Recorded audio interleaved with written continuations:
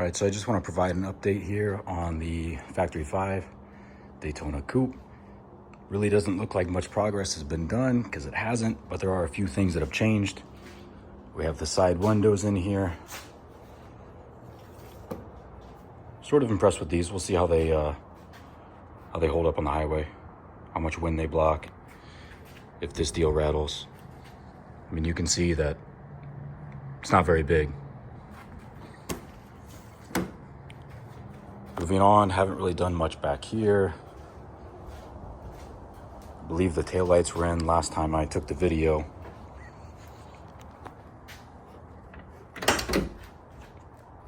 So what has changed is finally got the dash pretty much figured out.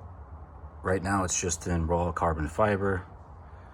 Likely we'll do a gel coat and then probably paint it. Again, we have the OEM GM steering wheel here. Turn signals are functional, headlights are functional, and then I just got the windshield wipers functional today. So let's turn on the accessory, turn on the ignition.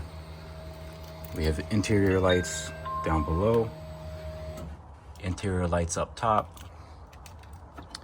and then of course hazard switch. So let's check out the hazards.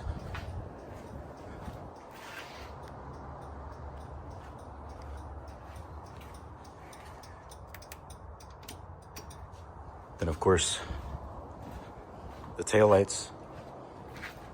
These look really, really nice, super bright.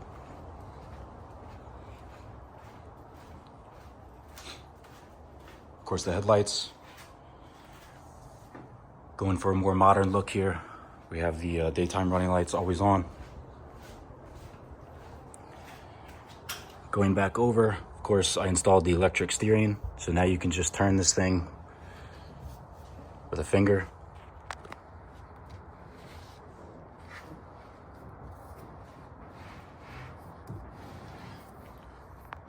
Pretty incredible now. It's absolutely effortless.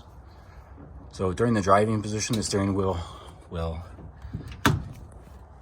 be down during the driving position. So the gauge cluster here, the Holley Pro Dash, should be perfectly visible. There's going to be a big infotainment screen there. Mostly going to use that for navigation. I highly doubt I'm going to be able to hear the stereo that much. And then of course the backup cam. So that's showing the tail right here. So basically it gives huge peripheral vision back here along with the mirrors. A lot of people will put these cameras down here, which is absolutely stupid in my opinion. You really want it up here. And eventually I will mold that into something like that so the camera's hidden. Moving on, again, not a whole lot has changed.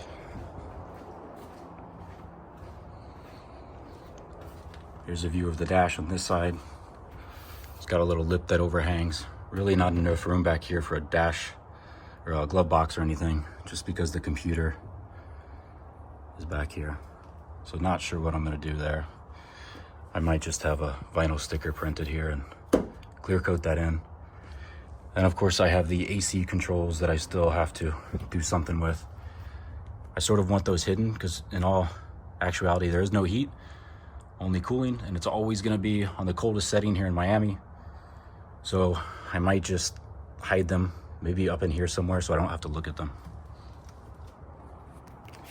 I believe that's about it. The other thing I'm gonna do here soon is I made this overhead switch panel. Kind of hard to see what's gonna look like now, but this will be up on the roof. This will be the portion that hangs down.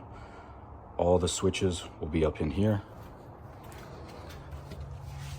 Those switches will go right up in here. And then as far as the headliner, most people just do a spray on or even some kind of upholstery headliner. But I think what I'm gonna do is build this down with 3/8 1/4-inch thick foam, epoxy it to that, and then fiberglass over that. That way I get a little bit of an insulation barrier, and then I'll put my headliner on top of that.